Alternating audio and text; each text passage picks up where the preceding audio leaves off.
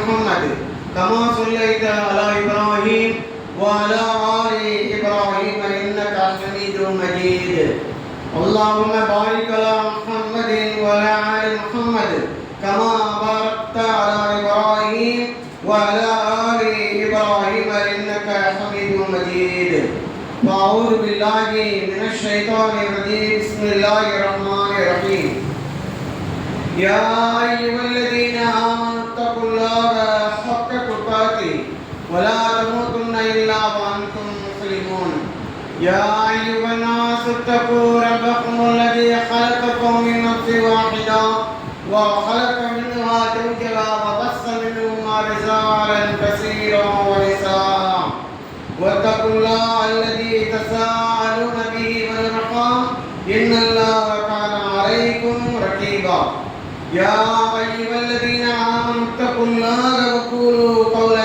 سديدا يصلح لكم أعمالكم ويغفر لكم ذنوبكم ومن يطع الله ورسوله فقد فاز فوزا عظيما قال نبينا صلى الله عليه وسلم فإن خير الحديث كتاب الله وخير الهدي هدي محمد صلى الله عليه وسلم وشر الأمور محدثاتها وكل محدثة بدعة وكل بدعة ضلالة وكل ضلالة في النار.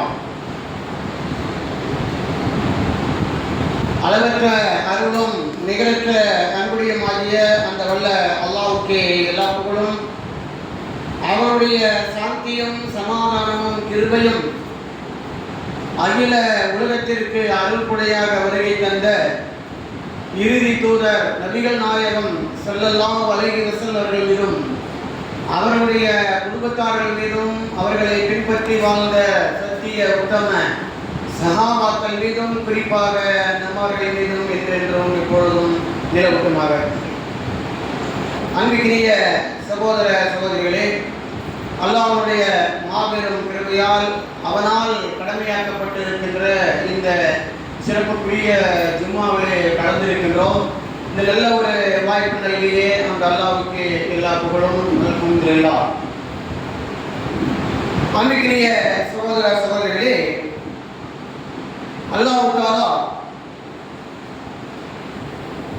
இந்த உலகத்திலே மனிதர்களை படைத்து இந்த மனிதர்கள் இந்த உலகத்திலே நேரான பாதையிலே செல்ல வேண்டும் என்பதற்காக அவனுடைய மார்க்கமாகிய இஸ்லாம் என்ற மார்க்கத்தை வழங்கி மனிதர்களை வாழ வைத்துக் கொண்டிருக்கின்றான். இப்படி மனிதர்களுக்கு தீனுல் இஸ்லாம் என்ற மார்க்கத்தை வழங்கிய இறைவன் பல சந்தர்ப்பங்களையும் வழங்கியிருக்கிறான், பல வாய்ப்புகளையும் இறைவன் வழங்கியிருக்கின்றான். அந்த இறைவன் வழங்கிய வாய்ப்புகளை சந்தர்ப்பங்களை மனிதர்கள் பயன்படுத்தி கொண்டார்கள் என்றால் நிச்சயமாக அவர்கள் அல்லாஹ்வுடைய அருளை அவர்கள் பெற்றுக்கொள்ளலாம். இந்த உலகத்திலும் சரி மறு உலகத்திலும் சரி அவர்கள் வெற்றி அடையலாம் என்று அல்லாஹ் தஆலா நமக்கு சொல்லித் தருகின்றார். இந்த உலகத்திலே இந்த வாய்ப்புகள், இந்த சந்தர்ப்பங்கள் என்பதை மனிதர்கள் எப்படி பயன்படுத்தி கொண்டிருக்கிறார்கள், அதாவது பொருளாதார விஷயத்தில் இந்த சந்தர்ப்பத்தை எப்படி பயன்படுத்தி கொண்டிருக்கிறார்கள் என்றால், ஏதாவது இலவசமாக கொடுக்கிறார்கள் என்று சொன்னால் அதற்காக வேண்டி பல வேலைகளை விட்டு அந்த இலவசத்தை எப்படியாவது நம்ம அடைந்து விட வேண்டும் என்பதற்காக வேண்டி கூட்டம் கூட்டமாக செல்கிறத பார்க்கின்றோம். ஒரு பொருளை எடுத்தால் இன்னொரு பொருள் இலவசம் என்று ஆஃபர் கொடுத்தார்கள் என்று சொன்னால் அந்த இடத்தை பார்த்து, அந்த கடையை பார்த்து, அந்த நேரத்தை பார்த்து கச்சிதமாக போய் நின்று வாங்கிக் கொள்கின்றதை பார்க்கிறோம். ஏன்னா சந்தர்ப்பம் இது, இந்த வாய்ப்பு இது. இந்த சந்தர்ப்பத்தை நம்ம நழுவிட்டோம் என்று சொன்னால் அந்த பொருள் கிடைக்காது, அந்த ஆஃபர் கிடைக்காது என்ற அடிப்படையிலே இந்த சந்தர்ப்பத்தை எப்படியாவது நம்ம பயன்படுத்திக் கொள்ள வேண்டும் என்ற அடிப்படையிலே கச்சிதமாக திட்டம் தீட்டி அந்த மாற்றிக்கொண்டு வருகிறதை நம்ம பார்க்கிறோம். ஆனால் மார்க்கம் என்று வந்துவிட்டாலோ, வணக்க வழிபாடுகள் என்று வந்துவிட்டாலோ, அல்லாஹ்வுடைய விஷயம் என்று வந்துவிட்டாலோ, பெரும்பாலான மனிதர்கள் சந்தர்ப்பங்களை அந்த வாய்ப்புகளை அதை நழுவி விடுகின்ற காட்சியை நாம் பார்க்கிறோம். அந்த வாய்ப்புகளை, அந்த சந்தர்ப்பங்களை அவர்கள் அதை கவனக்குறைவாக இருந்து கொண்டிருக்கிறத நாம் பார்க்கிறோம். எவர்கள் இந்த சந்தர்ப்பத்தையும் வாய்ப்புகளையும் பயன்படுத்தி இந்த உலகத்திலே நல்ல மனிதர்களாக, ஒழுக்கம் உள்ளவர்களாக, இபாதத்து உள்ளவர்களாக, தர்மம் செய்ய கூடியவர்களாக எவர்கள் மாறிவிடுகிறார்களோ அவர்களுக்கு அல்லாஹ் தஆலா இந்த உலகத்திலே அவர்களுக்கு அருளை பொழிகின்றான், மறு உலகத்திலும் அல்லாஹ் தஆலா அருளை பொழிகின்றான். நபிகள் நாயகம் ஸல்லல்லாஹு அலைஹி வஸல்லம் அவர்கள் அற்புதமாக ஒரு செய்தியை நமக்கு சஹீஹுல் புகாரி என்ற கிரந்தத்திலே சொல்லித் தருகிறார்கள். எப்படி இந்த சந்தர்ப்பங்களை பயன்படுத்திக் கொள்ள வேண்டும். சந்தர்ப்பத்தை நழுவிவிட்டால் என்று சொன்னால் அல்லாஹ் தஆலா எப்படியெல்லாம் எந்த அளவுக்கு கோபப்படுகிறான் என்பதையும் நபிகள் நாயகம் ஸல்லல்லாஹு அலைஹி வஸல்லம் அவர்கள் அழகான முறையிலே ஒரு ஹதீஸிலே நமக்கு சொல்லித் தருகிறார்கள்.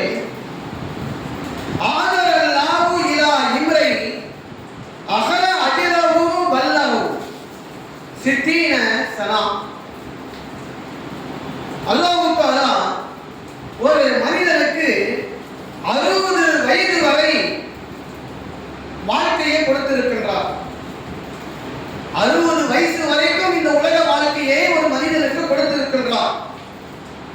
அப்படி கொடுக்கும் பொழுது மறுமை நாளிலே அல்லாஹ் தஆலா அந்த மனிதனிடத்தில் விசாரிக்கப்படும் பொழுது சாக்கு போக்கு சொன்னாலோ, சமாளிக்கின்ற வார்த்தைகளை சொன்னாலோ அல்லாஹ் தஆலா கடுமையாக கோபப்படுகிறான், கடும் கோபப்படுகிறான் என்று நபிகள் நாயகம் ஸல்லல்லாஹு அலைஹி வஸல்லம் சொன்னார். ஒரு மனிதனுக்கு 60 வயசு வரைக்கும் அல்லாஹ் தஆலா வாழ்க்கை கொடுத்திருக்கிறான். இந்த 60 வயசு வரைக்கும் அந்த சந்தர்ப்பத்தையும் அந்த வாய்ப்பையும் பயன்படுத்தாமல் எல்லாமே இந்த உலகம் உலக பொருளாதாரம், உலக மோகம், இதிலே மனிதன் வாழ்ந்து விட்டான் 60 வயசு வரைக்கும். அப்போ மறுமை நாளிலே அல்லாஹ் தஆலா விசாரிக்கப்படும் பொழுது சாக்கு போக்கு சொல்ல முடியுமா? சமாளிக்கின்ற வார்த்தையை சொல்ல முடியுமா? சொல்ல முடியாது. அப்படி அவன் சொல்லுகிறான் என்று சொன்னால் அல்லாஹ் தஆலா கடும் கோபப்படுகிறான். 60 வயசு வரைக்கும் என்ன செஞ்ச இந்த உலகத்திலே? உனக்கு 60 வயசு வரைக்கும் உலக வாழ்க்கையை உனக்கு வழங்கியிருந்தேனே, நீ என்ன செய்தாய்? நீ ஏன் தொழவில்லை? ஏன் தானம் செய்யவில்லை? ஏன் நோன்பு வைக்கவில்லை? ஏன் உண்மையான மார்க்கத்தை இருக்கவில்லை என்றுதான் மறுமை நாளில் அல்லாஹ் தஆலா கேள்வி கேட்டு அந்த மனிதன் மீது அல்லாஹ் தஆலா கடும் கோபப்படுகிறான் என்று நபிகள் நாயகம் ஸல்லல்லாஹு அலைஹி வஸல்லம் சொன்னார்கள். உனக்கு ஒரு 15 வயசுல உன்னை உயிர் எடுக்கல, ஒரு 20 வயசுல உன்னுடைய உயிர் எடுக்கவில்லை, 60 வயசு வரை கொடுத்திருக்க உனக்கு வாழ்க்கையை சந்தர்ப்பத்தை கொடுத்திருக்கிறேன் நான். ஒரு 15 வயது, ஒரு 20 வயசு உள்ள ஒரு சிறுவன் மரணித்திருந்தால் அவன் கேட்டாலும் ஒரு வாய்ப்பு இருக்கு. அல்லாஹ்விடத்துல இறைவா, இந்த உலகத்தில் வெறும் 15 வயசா, நான் 15 வருடம் தான் இந்த உலகத்திலே வாழ்ந்தேன், ஒரு 20 வருடம் தான் இந்த உலகத்திலே வாழ்ந்தேன் இறைவா, என்னை மன்னித்தருள்வாய் இறைவா என்று சொன்னால் அந்த சிறுவன் கேட்டாலும் அல்லாஹ் தஆலா மன்னிப்பதற்கு ஒரு வாய்ப்பு இருக்கிறது. ஆனால் 60 வயசு வரைக்கும் நீ வாழ்ந்துட்டு உலகம் என்று வாழ்ந்து விட்டு, உலகத்தில் இருக்கிற பொருளாதாரம் என்று இருந்து விட்டு, ஆடம்பரமான முறையிலே வாழ்ந்து விட்டு, படைத்த இறைவனை நினைவு கூறாமல், இறைவனால் வழங்கப்பட்ட இந்த மார்க்கத்தை பின்பற்றாமல் இந்த உலகத்தை உலக மோகத்தில் நீ மூழ்கி இருந்து விட்டாய். அதனால் உனக்கு இந்த மறு உலகத்திலே உனக்கு நரகம் என்று சொல்லி அல்லாஹ் தஆலா கடும் கோபப்படுகிறார் என்று நபி ஸல்லல்லாஹு அலைஹி வஸல்லம் சொல்லி காண்பித்தார். மறுமை நாளில் நின்று விட்டு இறைவனிடத்தை திரும்ப உலகத்திற்கு அனுப்பி வைப்பாயாக இறைவா என்று சொன்னாலும் அல்லாஹ் தஆலா அனுப்பி வைக்க மாட்டான். உலக வாழ்க்கை முடிந்து எப்பொழுது ஒரு மனிதன் இந்த உலகத்தை மரணித்து விடுகிறானோ அவனுடைய வாழ்க்கை முடிந்து விட்டது, அவ்வளவுதான். திரும்பவும் இந்த உலகத்திற்கு அல்லாஹ் தஆலா அனுப்பவே மாட்டான் என்பதையும் இஸ்லாம் நமக்கு சொல்லித் தருகிறது. அன்பிற்குரிய சகோதர சகோதரிகளே, நமக்கெல்லாம் வயசு ஏற ஏற கவலையும் நமக்கு ஏறுகிறது. என்ன கவலை ஏறுகிறது? நம்ம என்ன சம்பாதித்தோம்? 40 வயசு, 50 வயசு, 60 வயசு ஆகிறது என்று சொன்னால் நமக்கு கவலைகள் ஏறுகிறது. நம்ம என்ன உலகத்தில் என்ன செஞ்சோம், என்ன சம்பாதித்தோம்? நிறைய மக்கள் வீடு கட்டுகிறார்கள், நாம் வீடு கட்டவில்லை, நமக்கு சரியான பொருளாதாரம் இல்லை, இப்படி பல கவலைகள் உலகத்தை. ஆனால் உண்மையாகவே ஒரு மூமினுடைய கவலை எதுவாக இருக்க வேண்டும் என்று சொன்னால், நான் மரணத்தை விட்ட பிறகு என்னுடைய ஏட்டிலே, என்னுடைய பதிவு ஏட்டிலே எவ்வளவு அமல்கள், எவ்வளவு இபாதத்துகள், எவ்வளவு நற்கருமங்கள் ஏறி இருக்கும், அதுதான் கவலைப்படக்கூடியதாக இருக்க வேண்டும். தவிர இந்த உலக வாழ்க்கையை பற்றி கவலை இருக்கக்கூடாது. உலக வாழ்க்கையை பற்றி கவலை இருக்கக்கூடாது. இறைவனால் வழங்கப்படுகின்ற என்னுடைய ஏட்டிலே என்ன ஏறி இருக்கும், என்ன அமல்கள் ஏறி இருக்கும், எவ்வளவு அமல்கள் ஏறி இருக்கும், எவ்வளவு இபாதத்துகள் ஏறி இருக்கும். மறுநாளிலே அல்லாஹ் தஆலா அந்த கிதாபை, அந்த புத்தகத்தை கொடுப்பானே, அப்பொழுது அங்கு பார்க்கும் பொழுது என்னுடைய அமல்கள், என்னுடைய இபாதத்துகள் எவ்வளவு ஏறி இருக்கும். அந்த கவலைதான் ஒவ்வொரு மனிதனுக்கும் இருக்க வேண்டும் என்பதை நபிகள் நாயகம் ஸல்லல்லாஹு அலைஹி வஸல்லம் சொல்லி காட்டுகிறார்கள். மனிதனுடைய வாழ்க்கையில சந்தர்ப்பங்கள், வாய்ப்புகள் எந்த அளவுக்கு முக்கியமானது என்பதை நபிகள் நாயகம் ஸல்லல்லாஹு அலைஹி வஸல்லம் அவர்கள் ஒரு அற்புதமாக நமக்கு ஒரு செய்தியை சொல்லித் தருகிறார்கள். அதாவது இன் காமத்து அலா அஹதிக்குமுல் கியாமா வ ஃபீ யதிஹி ஃபஸ்ஸலா. ஒரு உதாரணம் மூலமாக நபிகள் நாயகம் ஸல்லல்லாஹு அலைஹி வஸல்லம் சொல்லி காமிக்கும் பொழுது, உங்களில் ஒரு மனிதன் வீட்டில் இருந்து தெருவுக்கு வருகிறான், ஏதோ ஒரு வேலைக்காக வேண்டி வருகிறான். அவனுடைய கையில பணம், காசோ, நகைகளோ எதுவுமே கிடையாது. ஏதோ ஒரு வேலைக்காக வேண்டி வீட்டில் இருந்து அவன் தெருவுக்கு வருகிறான், வீதிக்கு வருகிறான். அப்படி வரும் பொழுது அவனுக்கு முன்னால் மறுமை அப்படியே முன்னாடி அப்படியே அதி பயங்கரமாக வந்து கொண்டிருக்கிறது. மறுமையினால் வந்து விட்டது. அவன் கண் முன்னால் அவன் பார்க்கின்றான். வஃபீ யதிஹி ஃபஸ்ஸலா. அவனுடைய கையிலே ஒரு மரக்கன்று இருக்கு. நபி ஸல்லல்லாஹு அலைஹி வஸல்லம் அவர்கள் சொல்லுகின்றதை கவனமாக கேளுங்கள். எவ்வளவு அழகான ஒரு உதாரணத்தை சொல்லித் தருகிறார்கள் பாருங்கள். மனிதன் சந்தர்ப்பத்தையும் வாய்ப்புகளையும் எப்படி பயன்படுத்திக் கொள்ள வேண்டும் என்பதை உதாரணம் மூலமாக சொல்லித் தருகிறார்கள். ஒரு மனிதன் வீட்டிலிருந்து வெளியே வருகிறான். அப்பொழுது அதி பயங்கரமாக மறுமை இவன் முன்னால் வந்து கொண்டு இருக்கிறது. அந்த நேரத்திலே அவனுடைய கையில் இருக்கின்ற அந்த மரக்கன்றை அவன் பூமியிலே குழியை தோண்டி அதை நட்டு விட்டு அவன் செல்லட்டும் என்று நபிகள் நாயகம் ஸல்லல்லாஹு அலைஹி வஸல்லம் சொன்னார்கள். மறுமை வந்து விட்டது, உயிர் போகக்கூடிய சூழ்நிலை. அந்த நேரத்தில் ஒரு மனிதன் என்ன நினைப்பான்? கையில் ஒரு செடி, ஒரு மரக்கன்று வைத்துக் கொண்டிருக்கிறான். அந்த நேரத்தில் அவன் என்ன செய்வான்?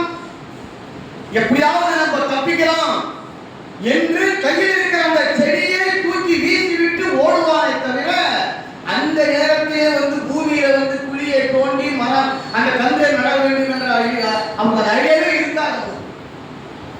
ஆனால் நபிகள் நாயகம் ஸல்லல்லாஹு அலைஹி வஸல்லம் என்ன சொல்லியிருக்கிறார்கள்? அந்த மறுமையை முன்னாடி வரும் பொழுது கையில் இருக்கிற அந்த செடியை பூமியிலே குழி தோண்டி அதை நட்டுவிட்டு நீ செல் என்று நபிகள் நாயகம் ஸல்லல்லாஹு அலைஹி வஸல்லம் சொல்லி காமிக்கிறார்கள். என்றால் மரணிக்கலாம் போகிறாய், அந்த நேரத்தில் ஒரு நல்ல காரியத்தை செய்துவிட்டு போ. ஒன்று அல்லாஹ் தஆலா பாதியை அழிப்பான். எங்கே இந்த மரக்கன்றை நட்டானோ அதை விட்டு விடுவான் இறைவன்.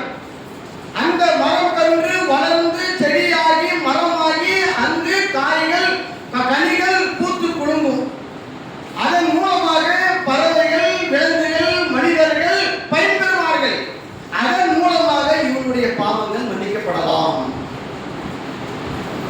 அந்த மரத்தை நட்டு போயிட்டான். ஆனா அல்லாஹ் பாதியா அழிச்சான், பாதி அழிக்கலன்னு மரம் அப்படியே இருக்கு.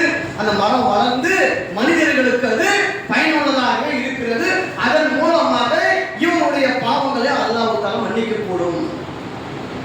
அல்லது அல்லாஹ் எல்லாமே அழித்து விட்டான், டோட்டல் எல்லாமே அல்லாஹ் அழித்து விட்டான் என்றால் மறுமை நாளிலே அல்லாஹ் விசாரிக்கும் பொழுது அந்த நேரத்திலே, அந்த மரணிக்கக்கூடிய நேரத்திலும் கூட ஏதாவது ஒரு நல்ல காரியத்தை நம்ம செய்துவிட்டு வரலாமே என்று ஒரு மரத்தை நட்டானே, அந்த நியத்துக்காக வேண்டி அல்லாஹ் மறுமை நாளில் அவருடைய பாவங்களை மன்னிக்கலாம் என்று நபிகள் நாயகம் ஸல்லல்லாஹு அலைஹி வஸல்லம் அவர்கள் சொல்லி காமிக்கிறார்கள் என்றால், மரக்கன்றுக்கே இந்த அளவுக்கு முக்கியத்துவம் வழங்குகிறது என்று சொன்னால், வருகின்ற ரமலான் மாதத்தில் நம்ம செய்யக்கூடிய இபாதத்துகள், நாம் செய்யக்கூடிய தொழுகை, நாம் நின்று வணங்கக்கூடிய அந்த இரவு தொழுகை, நோன்பு, மக்களுக்கு கொடுக்கக்கூடிய தான தர்மங்கள், எவ்வளவோ காரியங்கள், எவ்வளவு நன்மைகள் கிடைக்கும், எவ்வளவு கூலிகள் கிடைக்கும். எனவே சந்தர்ப்பங்களை, இந்த வாய்ப்புகளை பயன்படுத்திக் கொள்ள வேண்டும் என்பதை நபிகள் நாயகம் ஸல்லல்லாஹு அலைஹி வஸல்லம் சொல்லி காமிக்கிறார்கள். இந்த வாய்ப்புகளை, இந்த சந்தர்ப்பங்களை நாம் நழுவிவிட்டோம் என்று சொன்னால் திரும்ப அந்த வாய்ப்பு, அந்த சந்தர்ப்பம் நமக்கு கிடைக்கவே கிடைக்காது. 40 வயசு 30 வயசு ஆகிவிட்டது என்று சொன்னால் 25 வயசுக்கு நம்ம போக முடியாது, 15 வயதுக்கு நம்ம போக முடியாது. அதை நினைத்து அந்த கற்பனை கோட்டையெல்லாம் இருக்க முடியும். 10 வயதில் நான் இப்படி இருந்தேன், 15 வயதுல இப்படி இருந்தேன், 20 வயதுல இப்படி இருந்தேன், அப்படி இருந்தேன். அது வாழ்க்கை, அப்படிப்பட்ட ஒரு வாழ்க்கை, அது இன்பமான வாழ்க்கை. எந்த ஒரு தொந்தரவும், எந்த ஒரு பிரச்சனையோ, எந்த ஒரு மன உளைச்சலும் ஒன்றும் கிடையாது. அப்படிப்பட்ட ஒரு ஜாலியான ஒரு வாழ்க்கை அது. அப்படி நினைத்து பார்த்து கொண்டுதான் இருக்க வேண்டுமே தவிர அந்த வாழ்க்கை வராது. 15 உள்ள வயசு உள்ள வாழ்க்கை நமக்கு வராது. அது முடிந்து போய்விட்டது. சந்தர்ப்பங்கள், வாய்ப்புகள் எல்லாமே முடிந்து போய்விடும். அதனால சந்தர்ப்பங்களை பயன்படுத்திக் கொள்ள வேண்டும். சந்தர்ப்பங்களை பயன்படுத்தவில்லை என்று சொன்னால் மறுமை நாளிலே நஷ்டவாளியாக வந்து விடுவீர்கள் என்று அல்லாஹ்வும் நபிகள் நாயகம் ஸல்லல்லாஹு அலைஹி வஸல்லம் சொல்லி காமிக்கிறார்கள். உதாரணமாக பாருங்கள், அரபிலே ஒரு நீதி கதை இருக்கு. ஒரு இன்ஜினியர், வீட்டை கட்டக்கூடிய ஒரு இன்ஜினியர், அவர் பல மனிதர்களை வைத்து வேலை வாங்கி கொண்டிருக்கிறார். அதே ஒரு இன்ஜினியர் 20 வருஷமா அவரிடத்தில் வேலை செய்கிறார். 20 வருஷமா வேலை செய்துவிட்டு அவர் முதலாளி இருந்து அவர் விடைபெற்று செல்லலாம் என்று சொல்லி முதலாளிடத்தில் சொல்கிறார், போதும், நான் உங்களிடத்திலே பிரிந்து செல்கின்றேன், என்னை விட்டு விடுங்கள் என்று அந்த இன்ஜினியர் சொல்கிறார். முதலாளி சொல்கிறார், சரி, எனக்காக வேண்டி ஒரு கோரிக்கை வைக்கிறார், எனக்காக வேண்டி ஒரு உதவி செய்துவிட்டு செல்லுங்கள் என்று சொல்லிவிட்டு, எனக்காக வேண்டி ஒரு வீட்டையை கட்டு, எனக்காக ஒரு வீட்டையை கட்டிவிட்டு நீ செல்லலாம் என்று சொல்லிவிடுகிறார். உடனே அந்த இன்ஜினியர் தொழிலாளி சீக்கிரமாக ஒரு வீட்டையை கட்டுகிறார். எப்படியாவது இந்த முதலாளிடத்தில் நம்ம போயிடணும், விடைபெற்று போயிடணும், ஆனது ஆகட்டும் என்று சொல்லி மெல்ல கட்டக்கூடிய அந்த வீட்டை சீக்கிரமாக ஒரு 3 மாதத்திலே அவர் கட்டி விடுகிறார். கட்டி அந்த வீட்டினுடைய சாவியை முதலாளியிடத்திலே ஒப்படைக்கிறார். நான் சென்று வருகிறேன் என்று சொல்லுகிறார். முதலாளி சொல்லுகிறார், அந்த சாவியை வாங்கிவிட்டு திரும்பவும் அந்த தொழிலாளி இடத்திலே ஒப்படைக்கிறார். இந்த வீடு உனக்குதான் என்று சொல்லுகிறார். உடனே அவன், அந்த தொழிலாளி தலைமையில கையை வச்சு, எனக்கா, ஐயோ, எனக்கா இந்த வீடு, எனக்குன்னு தெரிந்திருந்தால், எனக்குதான் இந்த வீடு எனக்கு தெரிந்திருந்தால் நான் அழகாக பார்த்து நான் கட்டியிருப்பேனே, பளிங்கு கல்லெல்லாம் கொண்டு வந்து நான் அப்படி குவித்து அழகாக கட்டியிருப்பேன், வருடக்கணக்காக நான் கட்டியிருப்பேனே, எனக்குன்னு தெரியாம போய்விட்டதே என்று சொல்லி தலைமையில கையை வைத்து அந்த சந்தர்ப்பத்தை நழுவிவிட்டேனே என்று ஒரு கதை, நீதிக்கதை, அரபில நீதிக்கதை என்று சொல்லுவார்கள். அந்த மாதிரிதான் மறுமை நாளிலே அல்லாஹ் விசாரிக்கும் பொழுது தொழுகையை பற்றி, நோன்பை பற்றி, ஜகாத்தை பற்றி, எல்லா விதமான கர்மங்களை எனக்கு இறைவா எனக்காக வேண்டிதான் தொழுது சொன்னாயா, எனக்காக வேண்டிதான் நோன்பு வைக்க சொன்னாயா, எனக்காக வேண்டிதான் தானதர்மங்களை சொன்ன செய்தி சொன்னாயா என்று மறுமை நாளில் அல்லாஹ் தஆலா விசாரணை செய்யும் பொழுது அப்படி சொல்லுவான், இந்த உலகத்தில் நான் தொழுகாமல் ஆகிவிட்டேனே, நான் சரியான முறையில் நோன்பு வைக்காமல் இருந்து விட்டேனே, நான் இபாதத்துகள் செய்யாமல் ஆகிவிட்டேனே, இது எல்லாம் உனக்காக நான் நினைத்திருந்தேனே, இது எனக்காக என்று தெரிந்திருந்தால் நான் அழகாக இந்த உலகத்திலே தொழுது இருப்பேனே, நோன்பு வைத்திருப்பேனே, ஜகாத்தை வழங்கி இருப்பேனே, அல்லாஹ்வுடைய மார்க்கத்தின் பிரகாரம் இந்த உலகத்திலே வாழ்ந்திருப்பேனே என்று சந்தர்ப்பங்களையும் வாய்ப்புகளையும் நழுவிவிட்ட அந்த மனிதன் மறுமை நாளிலே அல்லாஹ்விடத்திலே இழிவு அடைந்தவனாக கேவலமானவனாக இருப்பான் என்பதை நபிகள் நாயகம் ஸல்லல்லாஹு அலைஹி வஸல்லம் சொல்லி காண்பிக்கிறார்கள். எப்படி அந்த முதலாளி அந்த மனிதனிடத்திலே தொழிலிடத்திலே சாவியை கொடுத்தானோ அந்த மாதிரி மறுமை நாளிலே அல்லாஹ் தஆலா தொழுகையுடைய சாவி நம்மிடத்திலே ஒப்படைப்பான், ஜகாத்துடைய சாவி ஒப்படைப்பான், இந்த நோக்கத்தினுடைய அந்த சாவி நம்மிடத்திலே மறுநாளில் ஒப்படைப்பான். யாருக்கு ஒப்படைப்பான்? யார் இந்த உலகத்தில் அல்லாஹ்விற்காக வேண்டி அமலுக்காக வேண்டி இந்த உலகத்திலே தொழுது நோன்பு வைத்து ஜகாத்தை கொடுத்து நற்கர்மங்களை செய்து கொண்டிருந்தானே அப்படிப்பட்டவர்களுக்கு தான் மறுமை நாளிலே அவர்களுக்கு அல்லாஹ் தஆலா சொர்க்கத்தினுடைய சாவியை ஒப்படைக்குவான் என்பதை நபிகள் நாயகம் ஸல்லல்லாஹு அலைஹி வஸல்லம் சொல்லி காண்பிக்கிறார்கள். ஆக இந்த சந்தர்ப்பங்களை வாய்ப்புகளை நாம் பயன்படுத்திக் கொள்ள வேண்டும். மறுமை நாளிலே சந்தர்ப்பம் என்பது கிடைக்காது, வாய்ப்புகள் என்பது கிடைக்காது. அந்த நேரத்திலே மனிதன் சொல்வான், ஈன தவல் அதாப லவ் அன்ன ஃபீ கர்ரா ஃபஅகூல மினல் முஹ்சினீன். இறைவா எனக்கு அவகாசம் கொடு, எனக்கு அவகாசம் கொடுப்பாயாக. அவகாசம் கொடுத்தால், வாய்ப்பு கொடுத்தால், சந்தர்ப்பங்களை கொடுத்தால் நான் தொழுகாளியாக மாறிவிடுவேன், நல்ல இபாதத் உள்ளவனாக மாறிவிடுவேன், நல்ல முஸ்லிமாக நான் வாழ்ந்து விடுவேன். எனவே திரும்பவும் இந்த உலகத்திற்கு எனக்கு அனுப்பி வைப்பாயாக, ஒரு சந்தர்ப்பத்தை கொடுப்பாயாக என்று மறுமை நாளிலே சில மக்கள் கதறுவார்கள். அந்த அதாபை பார்த்து, நரகத்தினுடைய அந்த அதாபை வேதனையை பார்த்து சில மக்கள் சொல்லுவார்களாம், திரும்பவும் இந்த உலகத்திற்கு என்னை அனுப்புவாயாக என்று சொல்லும் பொழுது அல்லாஹ் தஆலா சொல்லுவான்,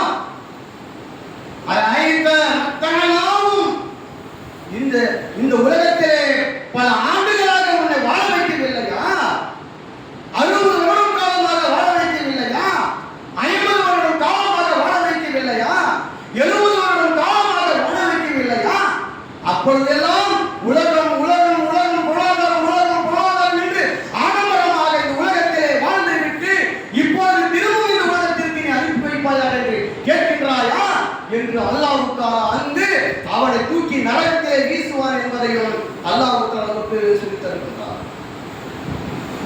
அன்பிற்குரிய சகோதர சகோதரிகளே, நபிகள் நாயகம் ஸல்லல்லாஹு அலைஹி வஸல்லம் அவர்களுடைய காலகட்டத்திலே சஹாபாக்கள் எந்த அளவுக்கு இந்த சந்தர்ப்பங்களையும் அந்த வாய்ப்புகளையும் எப்படியெல்லாம் அவர்கள் பயன்படுத்திக் கொண்டார்கள் பாருங்கள். எப்படியாவது அல்லாஹ்வுடைய அருளை பெற வேண்டும், அல்லாஹ்விற்காக வேண்டி உலகத்தில் ஜீவிக்க வேண்டும், மறுமை நாளில் அதற்காக வேண்டி நான் சொர்க்கம் செல்ல வேண்டும் என்பதை அவர்களுடைய வாழ்க்கையில் எந்த சந்தர்ப்பம் இருந்தாலும் சரி அவர்கள் பயன்படுத்தக்கூடியதாக இருந்திருக்கிறார்கள். அம்ர் பின் ஜமூ ரலியல்லாஹு அன்ஹு அவர்களுக்கு 3 குழந்தை மகன்கள் இருக்கிறார்கள். அவருக்கு ஒரு கால் சரியான முறையில் நடக்க முடியாது, ஒரு கால் அப்படியே நொண்டி தான் அவர் போவார், ரொம்ப கஷ்டப்பட்டு தான் சிரமத்தோடு போவார். அப்படிப்பட்ட அம்ர் பின் ஜமூ ரலியல்லாஹு அன்ஹு அவர்கள் வீட்டிலே இருக்கும் பொழுது உஹது போருக்காக வேண்டி அழைப்பு கொடுக்கப்படுகிறது. தன்னுடைய மகன்கள் எல்லாமே அந்த உஹது போருக்காக வேண்டி தயாராகி கொண்டிருக்கிறார்கள். ஈட்டி எடுப்பது, வாள் எடுப்பது, கவசத்தை மாட்டுவது, இப்படியாக தயாராகி கொண்டிருக்கிறார்கள். இப்படி இதை பார்க்கலாம். அம்ர் பின் ஜமூ ரலியல்லாஹு அன்ஹு அவர்கள் இவரும் இதற்காக வேண்டி தயாராகிறார். எப்படியாவது இது உஹது போருக்காக வேண்டி செல்ல வேண்டும், அந்த மகத்துவத்தை நான் அடைய வேண்டும்,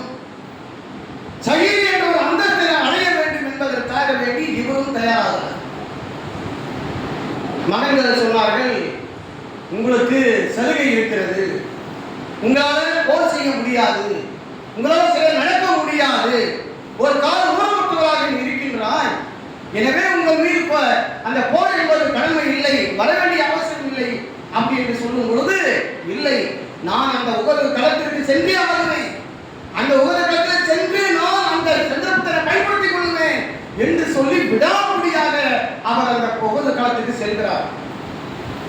நபிகள் நாயகம் ஸல்லல்லாஹு அலைஹி வஸல்லம் அவரிடத்திலே போய் கேட்கிறார், அல்லாஹ்வின் தூதரே, நான் உகது போருக்காக வேண்டி வந்திருக்கிறேன், நானும் இதில் கலந்து கொள்கிறேன், நீ ஒரு கால் ஊனமுற்றவர் தானே என்று கேட்கிறார்கள். அல்லாஹ்வின் தூதர் அவர்கள் ஆம் என்று சொல்கிறார். இருந்தாலும் நான் கலந்து கொள்வேன் என்று விடாப்பிடியாக பல முறையை கேட்கிறார்கள். ஆனால் கலந்து கொள்ள வேண்டிய அவசியம் இல்லை, சலுகை இருக்கு, ஆனால் விடாப்பிடியாக கேட்கிறார். நபிகள் நாயகம் ஸல்லல்லாஹு அலைஹி வஸல்லம் அவர்களும் சரி, இந்த உஹது போரிலே நீ கலந்து கொள் என்று சொல்லிவிட்டார். சொன்ன பிறகு அந்த அம்ர் பின் ஜமூ ரலியல்லாஹு அன்ஹு அவர்கள் அல்லாஹ்வுடைய தூதரிடத்தில் கேட்கிறார். அந்த போருக்கு போவதற்கு முன்பாக ஒரு சந்தேகத்தை கேட்கிறார். அல்லாஹ்வின் தூதரே, நான் இந்த போரிலே கலந்து கொண்டு ஒரு வேளை நான் ஷஹீதாகிவிட்டால் நான் மறுமை நாளிலே சொர்க்கம் செல்லும் பொழுது என்னுடைய கால் சரியாகி நான் சொர்க்கம் செல்லுவேனா, அல்லது இந்த கால் சரியாகவே நொண்டி இப்படிதான் செல்லுவேனா? இதுதான் அவருடைய கேள்வி, சந்தேகம். நபிகள் நாயகம் ஸல்லல்லாஹு அலைஹி வஸல்லம் சொன்னார்கள், இல்லை, உன்னுடைய கால் சரியாக்கப்பட்டு அழகான முறையிலே 2 கால்கள் அழகான முறையில் நடந்து செல்வாய் என்று சொன்னார்கள். அப்படியா என்று சொல்லி அவர் போருக்கு செல்கிறார்கள். படையிலே உள்ளே நுழைகிறார்கள், பல்வேறுபட்ட காபிர்களை வெட்டி வீழ்த்துகிறார்கள், அவரும் ஷஹீதாக்கப்படுகிறார். அம்ர் பின் ஜமூ ரலியல்லாஹு அன்ஹு அவர்கள் அந்த உஹது களத்திலே உஹது போரிலே வந்து ஷஹீதாகிறார்கள். நபிகள் நாயகம் ஸல்லல்லாஹு அலைஹி வஸல்லம் அவர்கள் அந்த கோலருடைய ஜனாஸையை கொண்டு வாருங்கள் என்று சொல்கிறார்கள். அவரை கொண்டு வருகிறார்கள், பக்கத்திலே வைத்து விட்டார்கள். அப்பொழுது நபிகள் நாயகம் ஸல்லல்லாஹு அலைஹி வஸல்லம் அவர்கள் தொழு வைப்பதற்காக நின்று கொண்டு இருக்கும் பொழுது அந்த நேரத்தில் அல்லாஹ் தஆலா அவருக்கு ஒரு லைவாக ஒரு செய்தி என்று சொல்லுகிறார், காட்டுகிறார் படமாக. எப்படி என்றால், இந்த அம்ர் பின் ஜமூ ரலியல்லாஹு அன்ஹு அவர்கள் சொர்க்கத்திலே நுழைந்து கொண்டிருக்கிறார். அவருடைய அந்த கால் சரியாக்கப்பட்டு அழகாக அவர் சொர்க்கத்தில் நுழைந்து கொண்டிருக்கிறார் என்று நபிகள் நாயகம் ஸல்லல்லாஹு அலைஹி வஸல்லம் அவர்கள் கூடி இருக்கின்ற அந்த சஹாபாக்களிடத்திலே அந்த காட்சியை சொல்லுகிறார்கள். அந்த சஹாபாக்கள் எல்லாம் விழி உயர்த்தி பார்க்கிறார்கள். இந்த அம்ர் பின் ஜமூ இந்த அளவுக்கு அந்தஸ்து அவர் பெற்றாரா என்று சொல்லி சஹாபாக்கள் எல்லாம் அந்த விழி உயர்த்தி அவர்கள் பார்க்கிறார்கள் என்றால், அன்பிற்குரிய சகோதர சகோதரிகளே, அம்ர் பின் ஜமூ ரலியல்லாஹு அன்ஹு அவர்கள் ஒரு நொண்டிக்காலாக இருந்தாலும் இந்த சந்தர்ப்பத்தை நான் பயன்படுத்திக் கொள்வேன், மிகப்பெரிய ஒரு அந்தஸ்தை நான் அடைவேன். ஒரு போர், இந்த உஹது போர் முடிந்து விட்டது என்று சொன்னால் அடுத்த போர் எப்போ வருமோ என்று தெரியாது, எனவே நானும் இந்த சந்தர்ப்பத்தை பயன்படுத்திக் கொள்வேன் என்று சொல்லி உஹது போருக்கு சென்று ஷஹீதானார் என்று சொன்னால், சஹாபாக்கள் எப்படி சந்தர்ப்பத்தையும் வாய்ப்புகளையும் பயன்படுத்திக் கொண்டார்கள் பாருங்கள். சந்தர்ப்பம் வாய்ப்பு சாதாரண விஷயம், அது உயிரே போகக்கூடிய விஷயம், இது உயிரே போகக்கூடிய விஷயம். இது அந்த சந்தர்ப்பத்தை, அந்த வாய்ப்பை அவர்கள் பயன்படுத்தி வாழ்ந்து கொண்டிருக்கிறார்கள் என்றால், சாதாரணமாக தொழுகை நம்ம பயன்படுத்தி கொண்டிருக்கிறோமா? தொழுகையுடைய நேரத்தை சரியான முறையில் நம்ம பயன்படுத்தி தொழுக வேண்டும் என்ற எண்ணம் இருக்கிறதா? அல்லாஹ்வுடைய மார்க்கத்தை மற்ற மக்களுக்கு எடுத்துக் கொள்ள வேண்டுமே என்ற அந்த எண்ணம் நம்மிடத்தில் இருக்கிறதா? அதே போல ரமலான் மாதத்திலே சரியான முறையில் நம்ம தொழுக வேண்டும் என்ற எண்ணம் இருக்கிறதா? ரமலான் மாதத்தை நம்ம பயன்படுத்திக் கொள்ள வேண்டும், அடுத்த ரமலான் மாதத்தில் நம்ம உயிரோடு இருக்குமா என்று சொல்ல முடியாது என்ற அடிப்படையிலே ரமலான் மாதத்தை சரியான முறையில் பயன்படுத்துகிறோமா என்றால் இல்லைதான் என்று நாம் சொல்றோம். இதே மாதிரிதான் அப்துல்லா இப்னு மஹ்ரமா ரலியல்லாஹு அன்ஹு அவர்கள் ஒரு போர், அதிலே இப்னு உமர் ரலியல்லாஹு அன்ஹு அவர்களும் இப்னு மஸ்ஊத் ரலியல்லாஹு அன்ஹு அவர்களும் அபூ ஹுரைரா ரலியல்லாஹு அன்ஹு அவர்களும் அந்த போரிலே கலந்து கொள்கிறார்கள். எப்படிப்பட்ட காலகட்டம் என்று சொன்னால் நோன்புடைய காலகட்டம். நோன்பு வைத்தவர்களாக அந்த போரிலே கலந்து கொள்கிறார்கள். நோன்பு வைக்கிறாய் விட்டு விடலாம், ஏன்னா போர் என்பது. அப்போ அந்த போரிலே அப்துல்லா இப்னு மஸ்அலமா ரலியல்லாஹு அன்ஹு அவர்கள் அந்த போரிலே கலந்து கொண்டு அவர்கள் வெட்டப்பட்டு இறுதியிலே அவர்கள் வெட்டப்பட்டு இரத்த வெள்ளத்திலே ஒரு இடத்திலே சாய்ந்தவராக இருக்கிறார். அப்படியே ஒரு குன்று மேலே ஒரு சாய்ந்தவராக இருக்கிறார். அப்பொழுது இப்னு உமர் ரலியல்லாஹு அன்ஹு அவர்கள் அந்த போர் களத்தையே சுற்றி பார்த்து கொண்டு வருகிறார்கள். எங்கெங்கே சகாபாக்கள் ஷஹீதாக்கப்பட்டிருக்கிறார்கள், சூழ்நிலை என்ன, நிலவரம் களம் நிலவரம் என்ன என்பதை அப்படியே பார்த்து கொண்டு வருகிறார்கள். அப்படி வரும் பொழுது இந்த அப்துல்லா இப்னு மஸ்அலமா ரலியல்லாஹு அன்ஹு அவர்கள் பார்த்து விடுகிறார்கள். இப்னு உமரை அழைக்கிறார்கள். அழைக்கும் பொழுது இவர் அப்படியே ரத்த வெள்ளத்திலும் இருக்கிறார், அதை பார்த்து விடுகிறார்கள். அப்போது இவர் கேட்கிறார், இப்னு உமரிடத்தில் கேட்கிறார்கள், மக்கள் எல்லாம் நோன்பு திறந்து விட்டார்களா என்று கேட்கிறார்கள். அப்ப எல்லாம் நோன்புதான், அவரும் நோன்புதான். நோன்பு மக்கள் எல்லாம் திறந்து விட்டார்களா? ஆமா, மக்கள் எல்லாம் நோன்பு திறந்து விட்டார்களே, நீங்கள் இன்னும் நோன்பு திறக்கவில்லை. இல்லை அப்படின்னு சொல்லும் பொழுது அவருடைய பையை ஒரு மாட்டி இருக்கிறார். அதிலே ஒரு செம்பு மாதிரி ஒரு பாத்திரம் இருக்கு. அந்த பாத்திரத்தை கொடுத்து பக்கத்தில் ஓடை இருக்கிறது, கொஞ்சம் தண்ணி அள்ளி கொண்டு வா, நான் நோன்பு திறந்து விடுகிறேன் என்று சொல்லி அந்த பாத்திரத்தை கொடுத்து அனுப்புகிறார். இப்னு உமர் ரலியல்லாஹு அன்ஹு அவர்கள் அந்த பாத்திரத்தை கொண்டு போய் அந்த ஓடையில் இருக்கிற தண்ணியை அள்ளுவதற்காக செல்கிறார். அந்த ஓடையில பார்த்தா ரத்தமாக போய் கொண்டிருக்கிறது. சகாபாக்களுடைய ஷஹீதானவர்களுடைய ரத்தம் அந்த ஓடையை போய் கொண்டிருக்கிறது. தண்ணீர் எடுக்கிறார். தண்ணீர் எடுத்தால் ரத்தமாக இருக்கிறது, ரத்தம் பட்டு விடுகிறது. அதை தூக்கி வீசிவிட்டு இன்னொரு பக்கத்தில் இருக்கிற ஓடையால செய்யப்பட்ட ஏதோ ஒரு பாத்திரம், அந்த பாத்திரத்தில் தண்ணீர் எடுத்து அவர் ஓடுகிறார். அவருக்கு நோன்பு திறக்க வேண்டும் என்பதற்காக வேண்டி அங்கே செல்கின்றார்.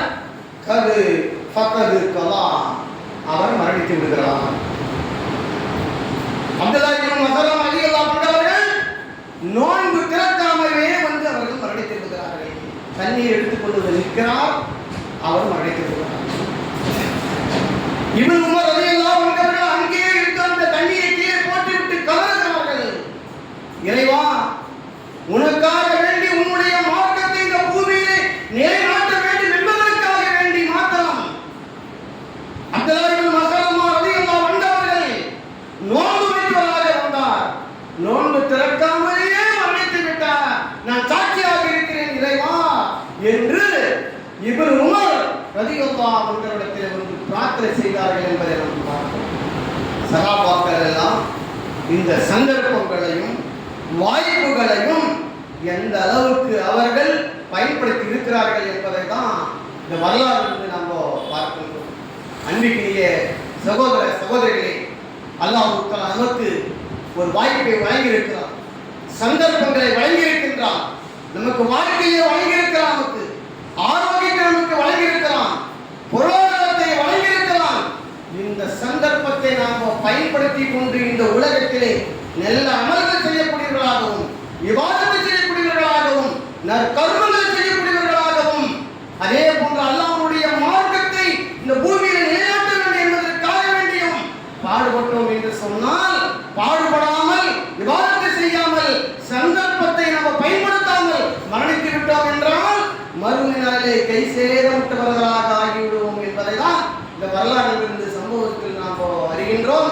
எனவே இந்த உலகத்திலே நாம் எங்கிருந்தாலும் எப்படிப்பட்ட சூழ்நிலையில் இருந்தாலும் நமக்கு கொடுத்த இந்த வாய்ப்பை, இந்த சந்தர்ப்பத்தை, இந்த வயதை அல்லாஹ்விற்காக வேண்டி, இபாதத்துக்காக வேண்டி பயன்படுத்தி இந்த உலகத்திலே வாழ்ந்து நம்ம மரணித்தோம் என்றால் நிச்சயமாக மறுமை நாளிலே வெற்றி அடையலாம். அப்படிப்பட்ட பாக்கியத்தை அனைவருக்கும் அல்லாஹ் தஆலா வழங்குவானாக. வாஹிருதவான் அல்ஹம்துலில்லாஹி ரப்பில் ஆலமீன்.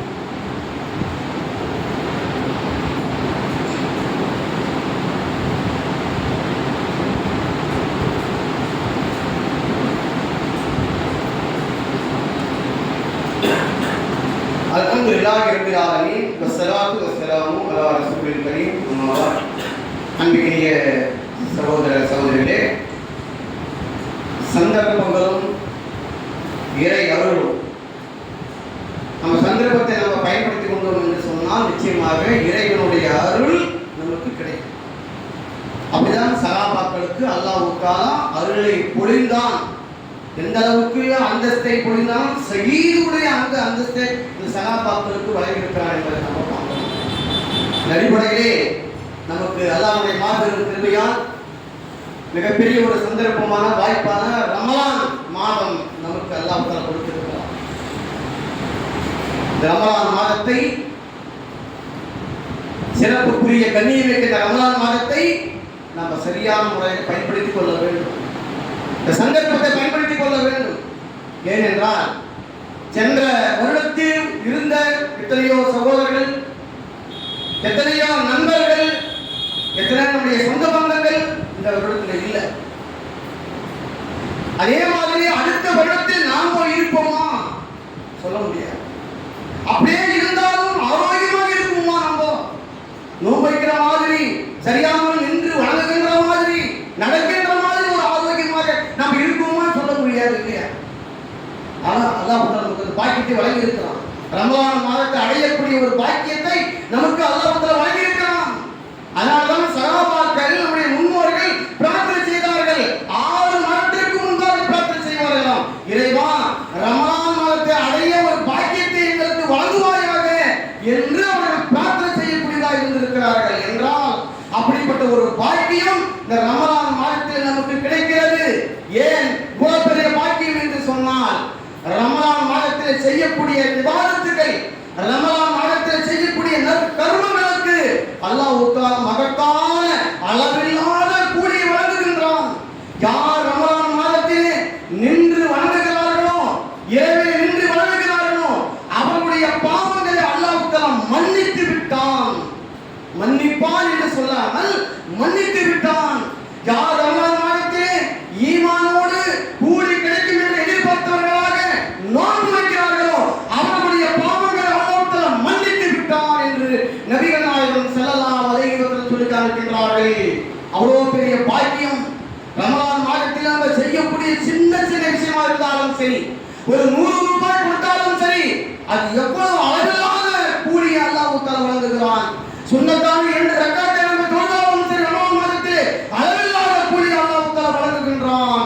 அதே போல ரமலான் மாதத்திலே நம்ம செய்யக்கூடிய தௌபா, நம்ம செய்யக்கூடிய பிரார்த்தனை அல்லாஹ் தஆலா அங்கீகரிக்கக்கூடியவராக இருக்கின்றான் என்று நபிகள் நாயகம் ஸல்லல்லாஹு அலைஹி வஸல்லம் சொல்லி காண்பிக்கின்றார்கள். என்றால் ரமலான் மாதத்தை நாம் பயன்படுத்திக் கொள்ள வேண்டும். சந்தர்ப்பத்தை, வாய்ப்பை நம்ம பயன்படுத்திக் கொள்ள வேண்டும். ஏதோ ரமலான் மாதத்தில் இரவு தொழுகை நடக்கிறது, யார் போய் 1 மணி நேரம் இருக்கிறது என்று சொல்லி 4வது ரக்காத்தில் சில பேர் 4 ரக்காத்து முடிந்து பெற்ற சில பேர் வருவார்கள். சில பேர் தொழுகை எல்லாம் அந்த இரவு தொழுகை, தராவி தொழுகை முடிந்து விட்ட பிறகு அந்த 3 ரக்காத்துக்காக வேண்டி வருவார்கள்.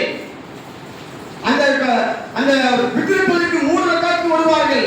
பிறகு இஷா தொழுகை, அந்த 8 தொழுகை வந்து சீக்கிரமாக ஒரு 20 நிமிஷம் முடிச்சுட்டு போவார்கள். இது சரியான தொழுகை கிடையாது, சரியான இபாதத்து கிடையாது.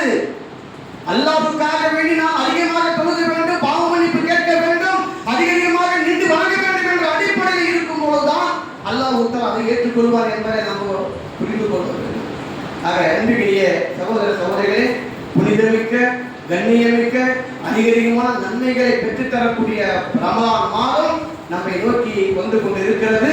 இன்ஷா அல்லாஹ் நாமும், நம்முடைய குடும்பம், நம்முடைய பிள்ளைகளையும் இந்த பள்ளிவாசலுக்கு கூட்டமாக அழைத்து வரப்பட்டு அவர்களையும் தொழுவதற்குள்ள ஏற்பாடுகளை வந்து நம்முடைய குடும்பத்தில் இருக்கின்ற அத்தனை பேரும் செய்து கொடுக்க வேண்டும். பிள்ளைகளுக்கு எடுத்து சொல்ல வேண்டும், மனைவிகளுக்கு எடுத்து சொல்ல வேண்டும், கணவனுக்கு எடுத்து சொல்ல வேண்டும், சகோதரர்களுக்கு எடுத்து சொல்ல வேண்டும். இந்த சந்தர்ப்பம் வந்து நமக்கு கிடைக்காது.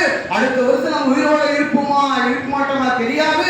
எனவே நல்ல முறையில் விவாதத்துகள் செய்து கொள்ள வேண்டும், நல்ல முறையிலே நோன்பு வைத்துக் கொள்ளக்கூடியதாக இருக்க வேண்டும். இந்த ரமலானுக்கு அதிகமாக தானங்கள் செய்யக்கூடியவர்களாக இருக்க வேண்டும் என்ற அடிப்படையிலே நாமும் செய்ய வேண்டும். நம்முடைய பிள்ளைகளுக்கு, நம்முடைய உற்றார் உறவினர்களுக்கு, மனைவிமார்களுக்கு, கணவன்மார்களுக்கு எடுத்து சொல்லி நாம் சந்தர்ப்பத்தை பயன்படுத்தி உலகத்திலே வாழ்ந்து நாம் அழைத்தோம் என்றால் நிச்சயமாக மறுநாள் நாளிலே வெற்றி அடையலாம்.